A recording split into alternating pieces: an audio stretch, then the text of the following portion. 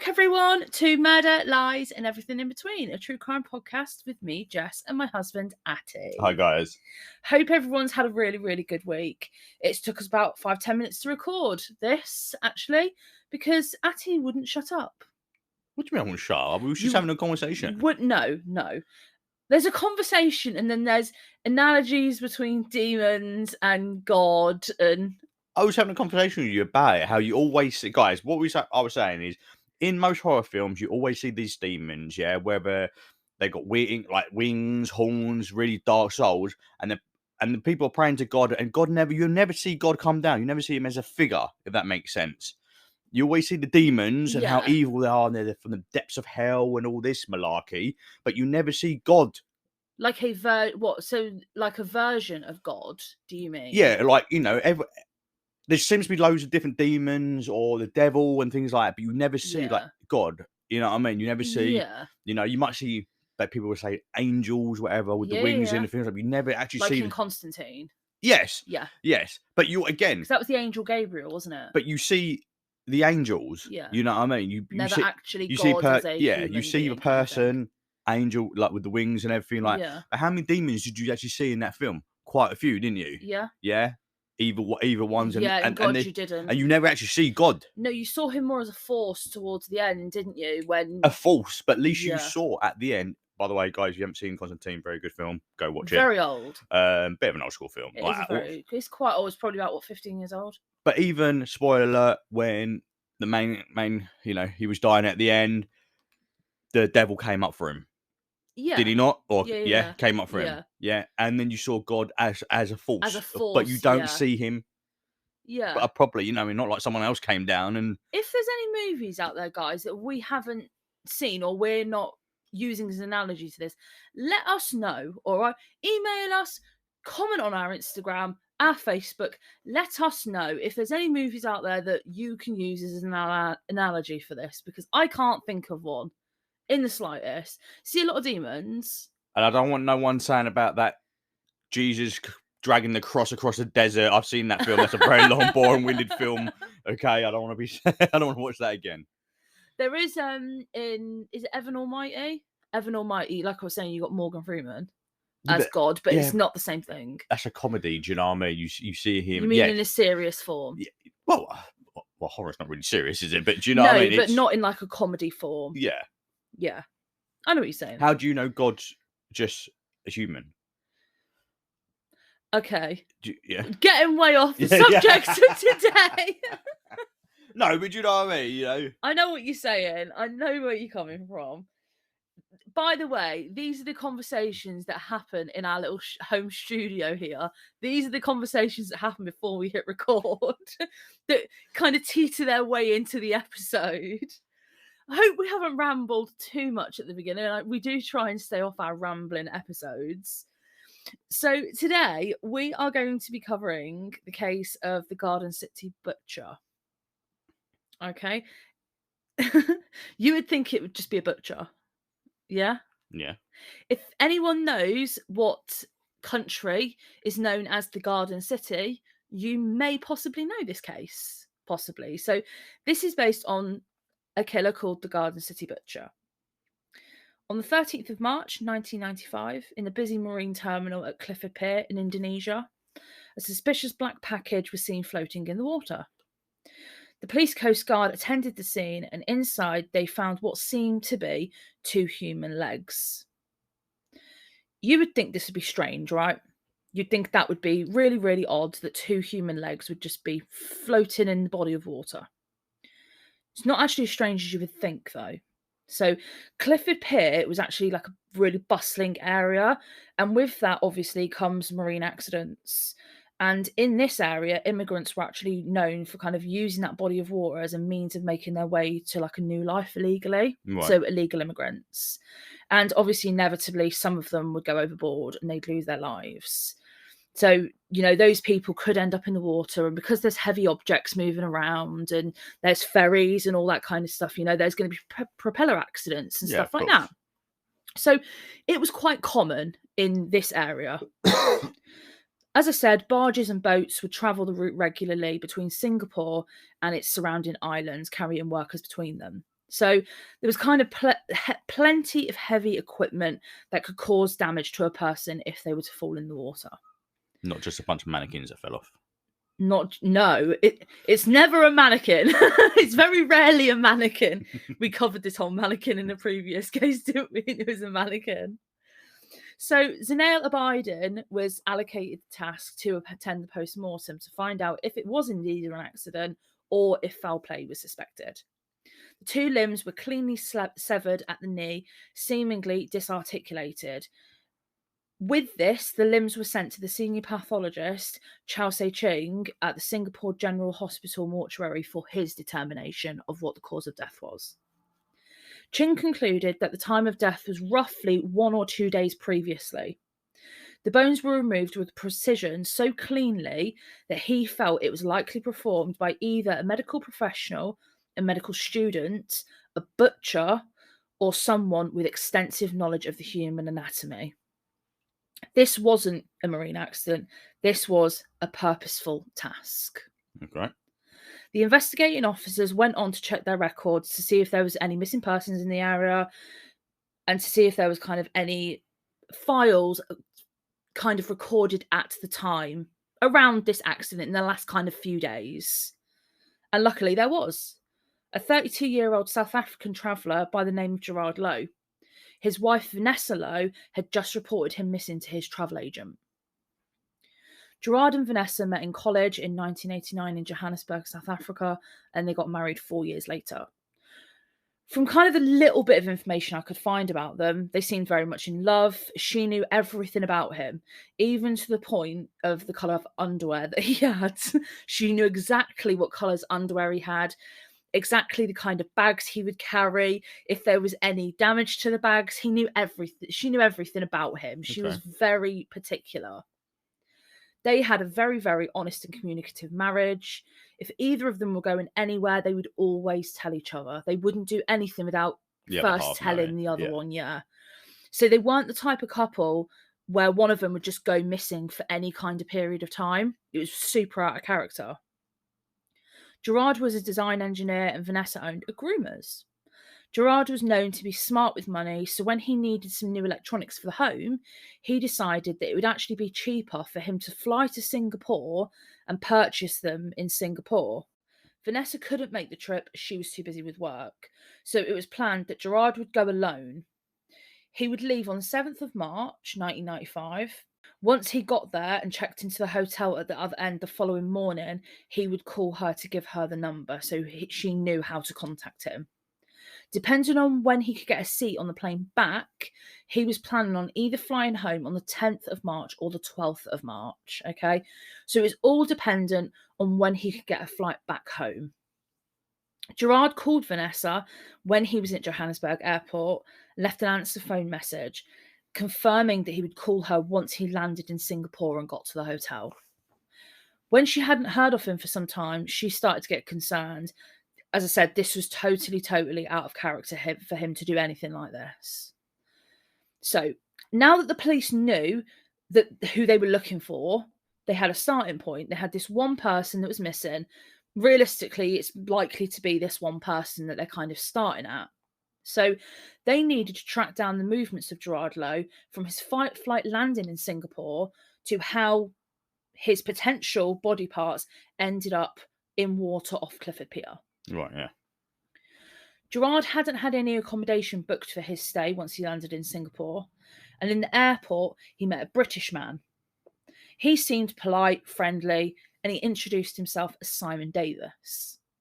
They got talking, and Simon told Gerard that he'd visited Singapore loads and loads of times, and to save money they maybe should share a room, Gerard jumped at this opportunity. Remember, he's money orientated. He thinks about the money. He's thinking, this can save me a little bit of cash. It's a sensible thing to do. Oh, I don't know. I don't share a room I just met. Yeah, you wouldn't. But if being in this situation, he's flown from South Africa to Singapore to buy electrics. Yeah. He's that kind of way, clearly. That was the way he was thinking about this. So it's all about money.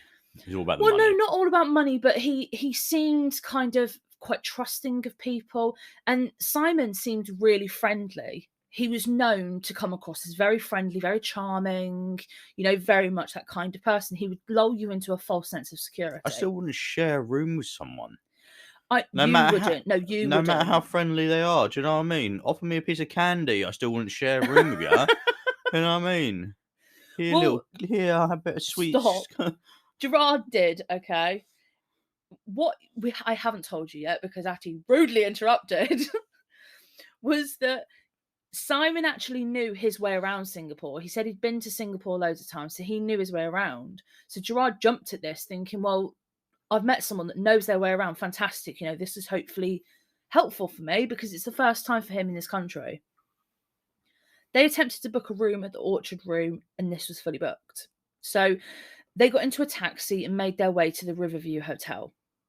They had to wait a little while for a room to become available, but they eventually did after a few hours, and they were given the keys to room 1511. This was the last time Gerard Lowe would be seen alive. So, I bet you're wondering, who the hell is Simon Davis? So, he was far from the persona that he had put forward to people and to his victims, and his past and future crimes would soon be laid to bear for everybody. Simon Davis is not Simon Davis. Well, that was obvious. Simon Davis is John Martin Scripps. So who is John Martin Scripps? Because this is who we're talking about. We're not really talking about Simon Davis. We're talking about John Martin Scripps. Okay? He's took on this persona. He's took on this name. John Martin Scripps was born in Letchworth, Hertfordshire on Wednesday the 9th of December 1959 to Jean and Leonard Scripps. They had 2 children together, Janet, who was the oldest, and John followed. Leonard worked as a lorry driver and Jean was a barmaid. It was documented with him that him and his dad were kind of really, really close. He would go and travel with him in his lorry because he was obviously a long-distance lorry driver. He would travel with him. He was always with him travelling. He adored his dad. Unfortunately, when John was 9, Leonard successfully committed suicide and he took his own life. And John actually found him. So I can imagine that was really traumatizing at that age. Why did he commit suicide? Do you know? No, I don't think. I think from what I saw in one source, I didn't want to quote it because I'm not 100% sure, but I think there was like mental health struggles. Okay. So I mean, obviously there must be mental health struggles if you take your own life. So yeah, there could be loads of reasons why you take your own life. You know, I mean, you could just be at a time low. You could just. Yeah, I mean, it must be really traumatizing to find that at 9 years old. Yeah. Yeah. Well, I don't suppose no matter how old you are, you find a dead body is a bit traumatizing, isn't it, for anyone? And it's shocking, it. Yeah, I think it doesn't matter how old you are. I think I can imagine just at 9 years old being absolutely adoring your dad to then find that. I can imagine that must be really difficult. We've had this conversation before. Unfortunately, it's part of life, isn't it? It is, yeah. It's not a good way to go, but yeah, it is what it is. Well, I mean, after this, as you can imagine, things started to climb for John. He started to struggle with school. He actually had undiagnosed dyslexia as well, which I'm not surprised around this time. You know, dyslexia wasn't a very common thing to be diagnosed at that age and that time. It wasn't, until even like my school years that they even started really diagnosing it officially. So he kind of just started getting into trouble and struggling with school pretty much. His family actually moved him and the family to the Isle of Wight. They run the Westgate Guest House. But his bad behaviour didn't stop. At 15, he ended up leaving school. And soon after that, he was arrested and charged with his first crime in 1974 of burglary. He received a conditional discharge and just a fine, which he got off lucky, I would say. This didn't deter John, though, from committing more crimes, and he actually spent the next 6 years in and out of the courts for various kind of petty crimes, mainly revolving around burglary and theft. So it was pretty much just all around burglary and theft.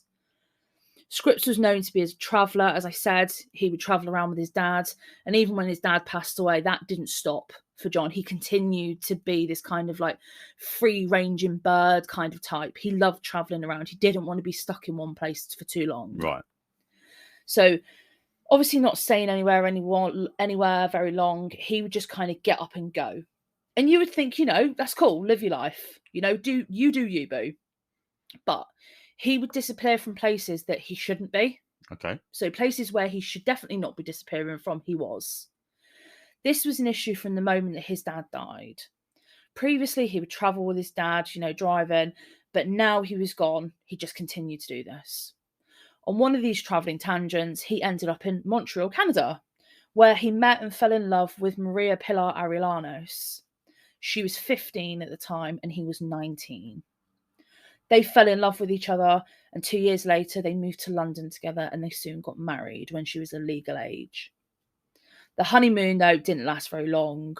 John was soon in trouble again with the police, and this time he was facing 10 counts of burglary and one count of common assault on a constable.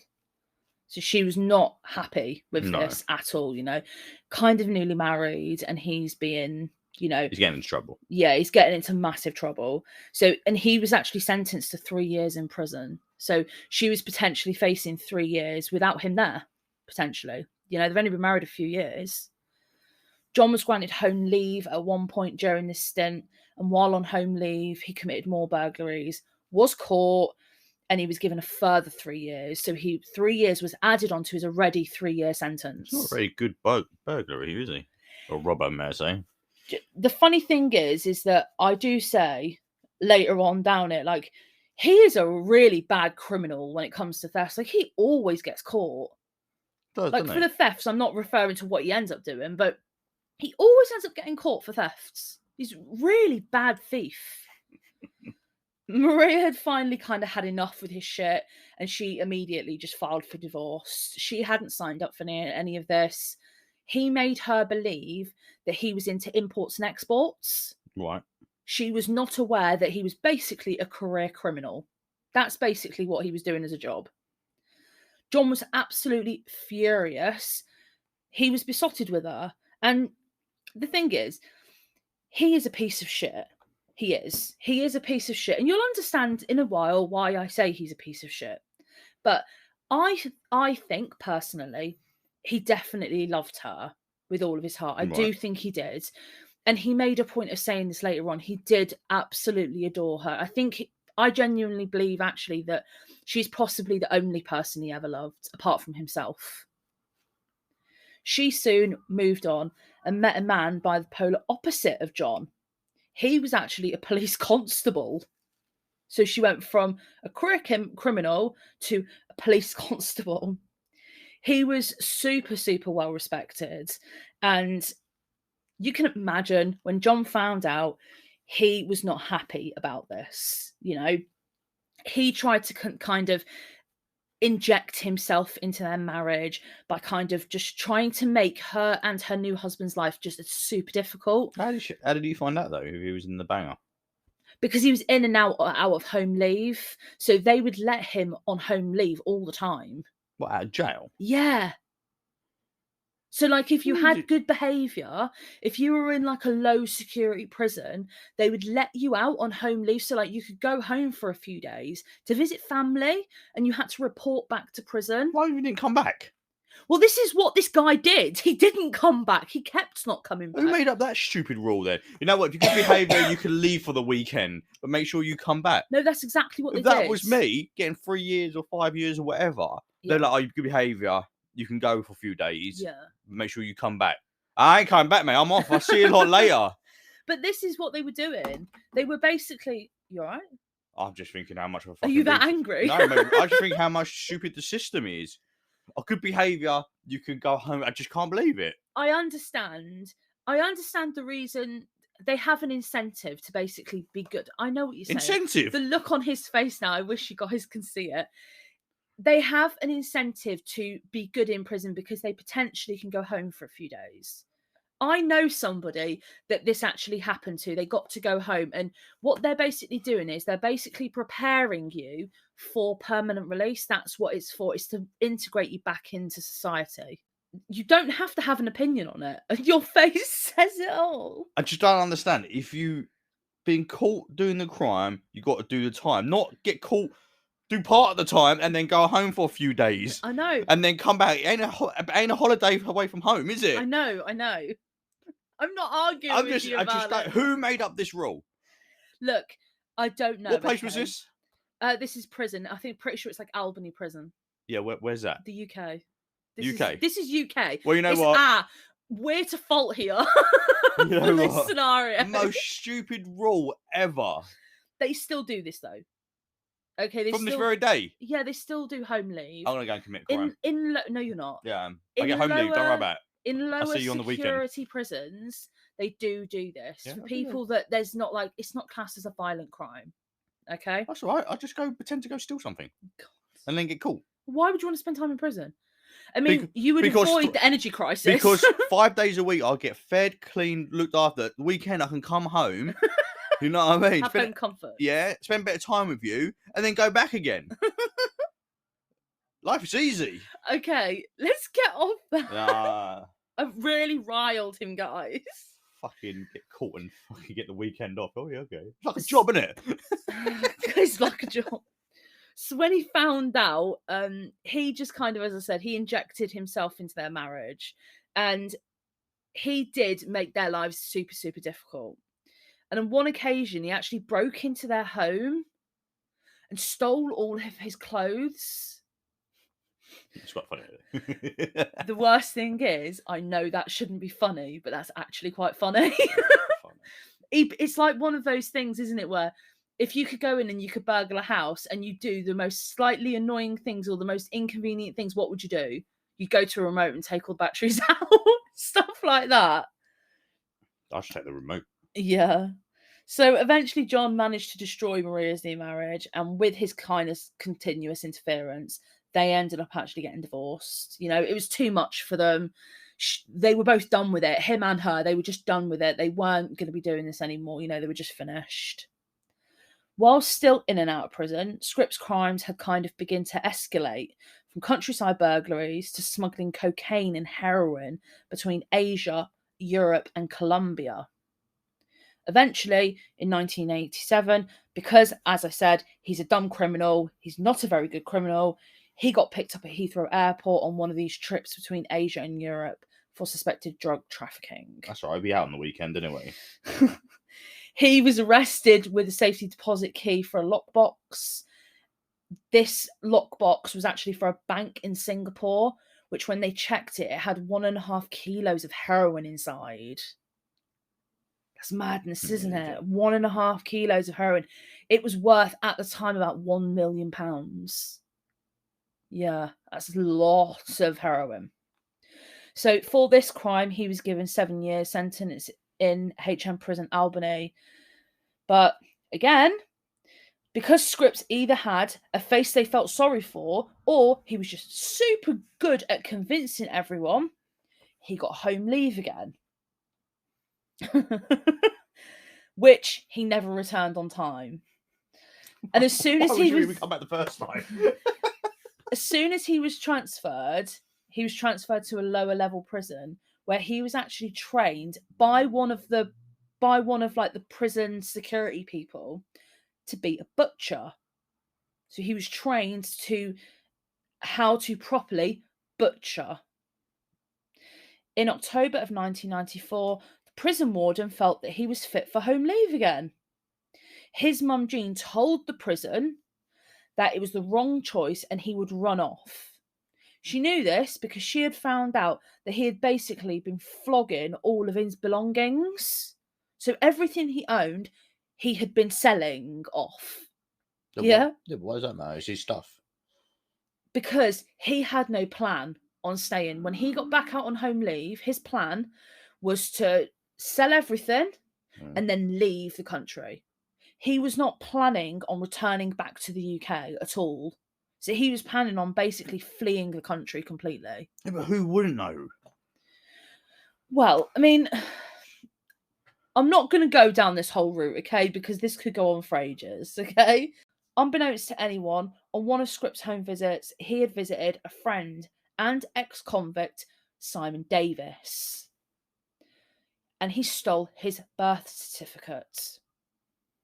He took that with him on a random trip to Singapore, and whilst he was there, he applied for a passport under the name Simon Davis at the British High Commission in Singapore.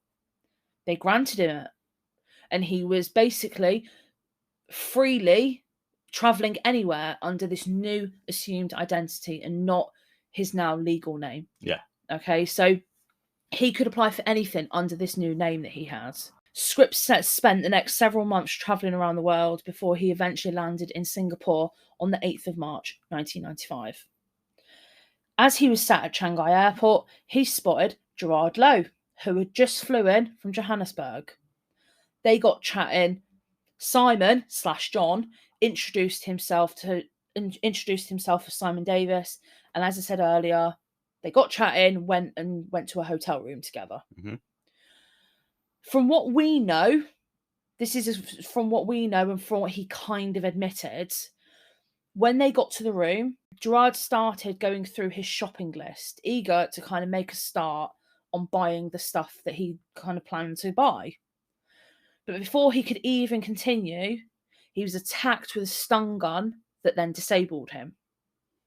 Once he was incapacitated, Scripps began beating him to death over the head with a 1.3 kg hammer.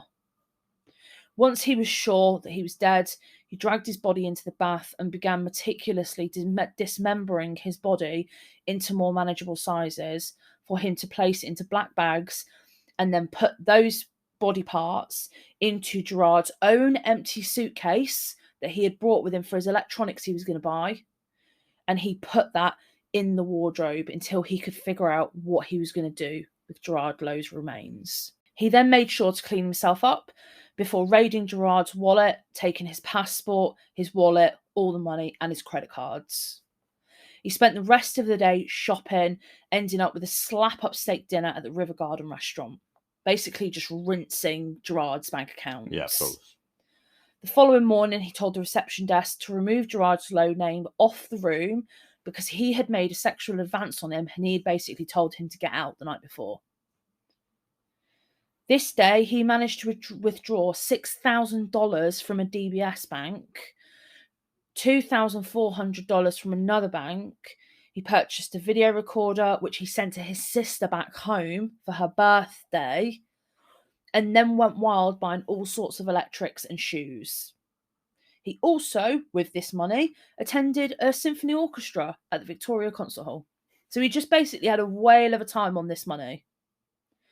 On the 11th of March, Scripps threw the contents of the suitcase and the bags into the river at 5:30 a.m, and this was seen by the security guard at the hotel. He then checked out of that room.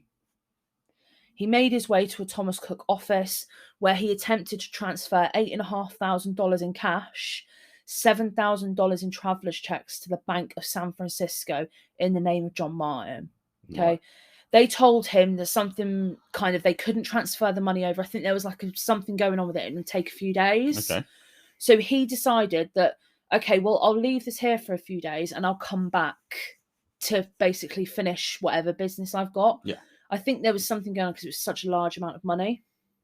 So Scripps ended up booking an open ticket to Bangkok, Thailand, and left Singapore on the 11th of March.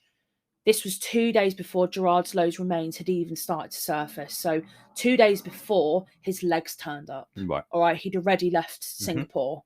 On the 13th of March, Gerard's legs were found floating in black bags in the Singapore River.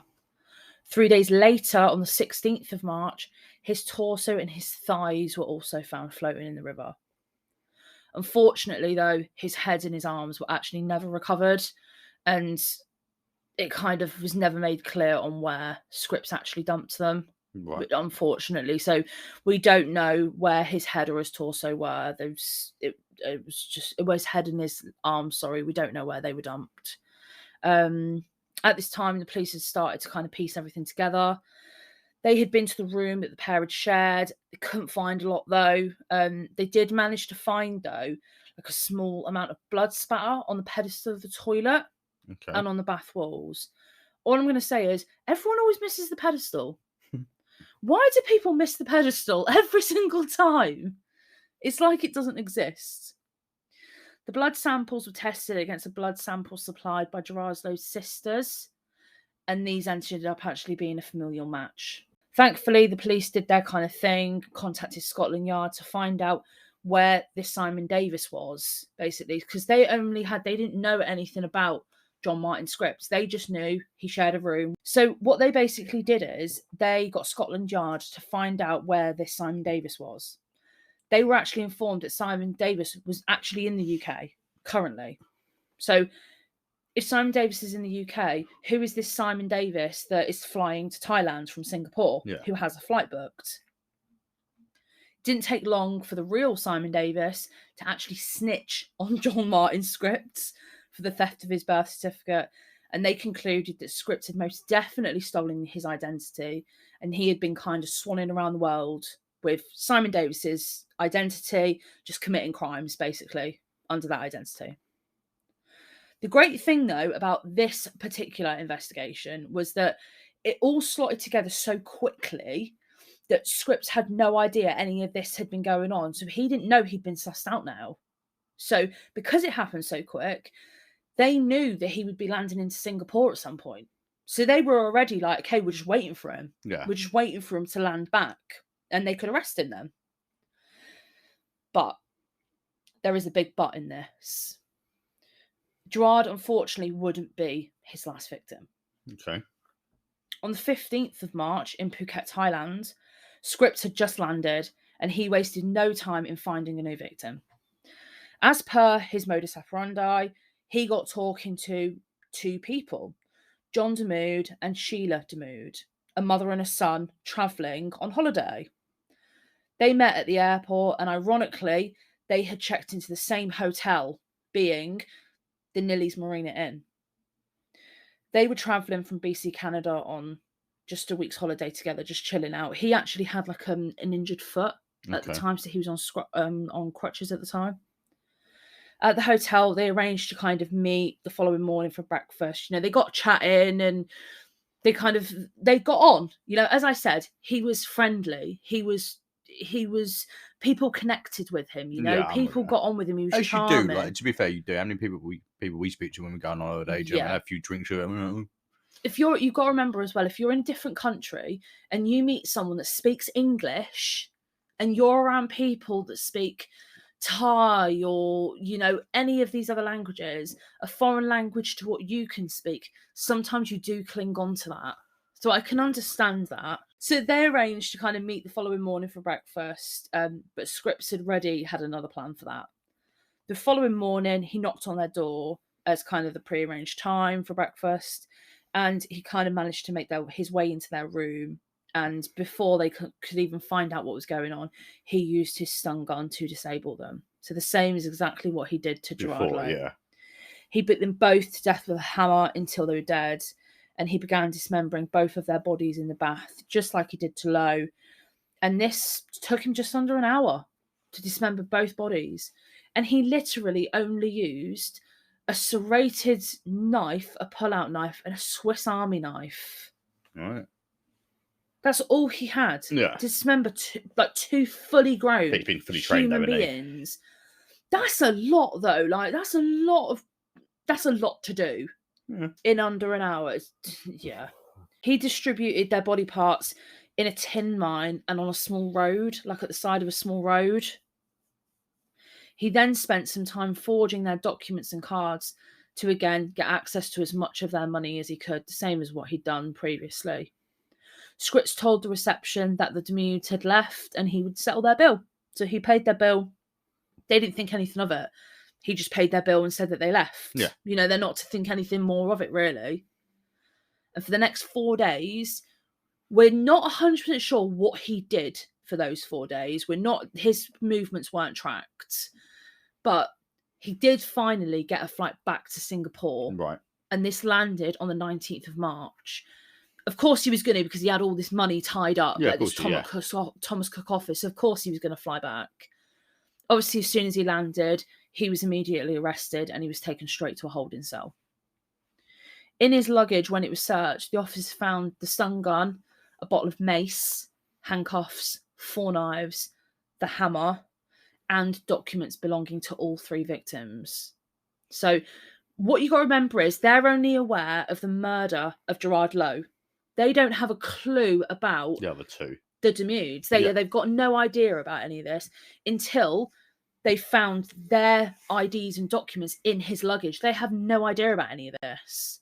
So when they ended up kind of going through it all, they didn't have much on the Demudes. They didn't have a lot on them. They didn't have much evidence or anything like that, just their IDs. It was pretty circumstantial, but they had quite a lot on the potential murder of Gerard Lowe. Mm-hmm. So Scripps ended up being charged with the murder of Mr. Lowe, and he was taken to trial on the 2nd of October, 1995.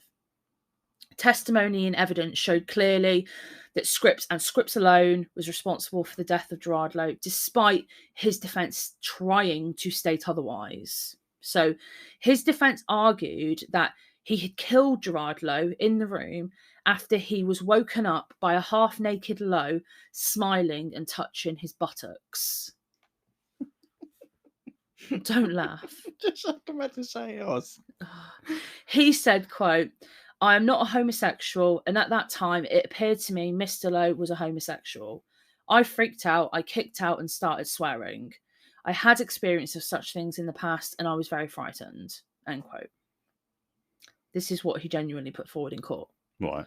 Scripps said he used a 3-pound camping hammer to, quote, hit Lowe several times on the head until he collapsed on the carpeted floor. He said, "My right hand was covered with blood. Everything happened so quickly."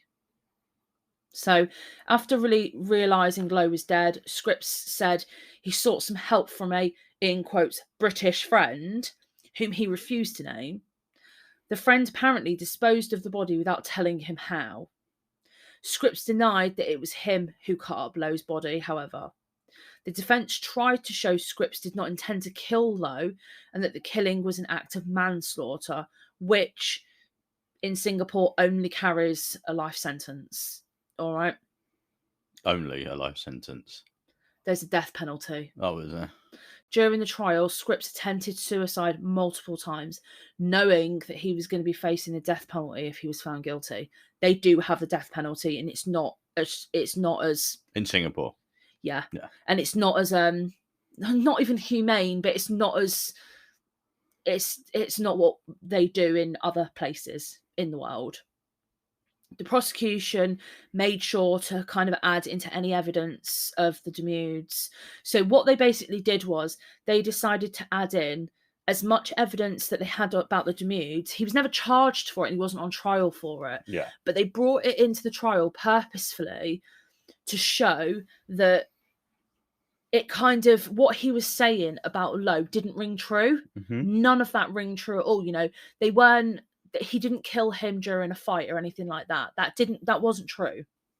This was a case of a money-hungry man who would quite literally just kill for money. That's what his plan was. On the 7th of November, after a month of evidence, Judge T.S. Sindre found him guilty and sentenced him to death by hanging. The judge said that he was convinced that Scripps killed and dismembered the Demudes, but added that he decided Scripps' guilt independently of the evidence that was found in Thailand. He said, quote, "On the evidence, I had no difficulty to find that it was Scripps who was concerned with the deaths of Sheila and John for the disposal of their body parts found in different sites in Phuket, Thailand. The disarticulation of the body parts of Lowe, Sheila and John have the hallmark signs of having been done by the same person." End quote. The judge said the Thai evidence was materially relevant because it rebutted Scripps' defence that he killed Lowe unintentionally in a fight. Scripps' attorney appealed the decision, but this was actually withdrawn on the 4th of January 1996 on Scripps' request. On the 19th of April 1996, so the following year, his sister Janet and his mother Jean said goodbye to him 12 hours before his execution. Under Singaporean law, they would not have been allowed to kind of be present at the hanging. And Janet said in a later quote, "How do you say goodbye to your brother like that? We didn't actually say the word, I just couldn't." Yeah. So in a final note, he wrote, quote, the spelling's quite bad, by the way, I'll just say that, but I'll say exactly what he wrote. Quote, "On one day poor, one day rich, money fills the pain of hunger, but what will fill the emptiness inside? I know that love is beyond me. So do I give myself to God? the God that has betrayed me. You may take my life for what it is worth, but grant those I love peace and happiness. Can I be a person again? Only time will tell me." End quote. The 3 victims we know about, unfortunately, may not be the only victims. So they might not be the only victims that Scripps took the life of. He was unfortunately suspected of other victims as well. So there was a disappearance of an American man in Belize in 1995. So that same year that he committed those murders. An American man went missing in Belize. His body was later found dismembered and thrown into crocodile-infested water. Another American man in 1994 in Cancun, Mexico, had also disappeared without a trace. So that was the year before he was doing all these other murders to Lowe and the Canadians and all that lot. Financial transactions actually was linked from their accounts to Scripps accounts. So that's how he was linked to them. So financial transactions showed that there was links between them and him. Yeah. So he was never obviously found. They never did any more research into it about if he was actually guilty of these. But I mean, there's very good likelihood that he probably was.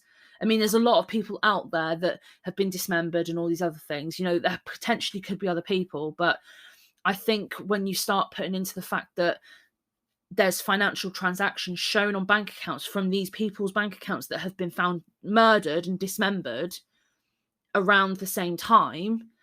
And then I think it's likely, in my opinion. What do you guys think? I mean, it could be someone else, but the money transactions just seem a bit too convenient for me. 8 out of 10 is always about money, and you kill. It's generally, you kill someone, you take their money because you need money to escape or get away somewhere else. You kill again because money comes dry. Do you know? I mean, it could have just been. Yeah, it could be. It's just been exactly the same thing, you know. Thing is, as well though, there was a third murder victim that he was also linked to, and this was an American woman in 1994, and she was actually a sex worker. Right. So not his normal kind of victim who he would go for, and she was found dismembered in a dumpster. So I don't think that one's probably him, to be honest with you. It seems way off field what he normally did. There's no financial kind of connection there at all. So I don't think that. But I mean, if we look at his history, it seems like he could possibly be responsible for those murders. But we'll never know, you know. He never confessed to any of it. He never confessed to any of that. It took him ages and ages. When he was locked up, when he was actually arrested at the airport, he didn't speak for ages. Like, they didn't even get a word out of him. He wouldn't even admit his name. They just said male, basically. Male in front of me. That's who they directed him as, because he wouldn't basically confess to his own name. Right. So he stayed quiet during a lot of it. I mean, he did eventually open up a little bit, but he stayed pretty quiet during it all. Best to say nothing.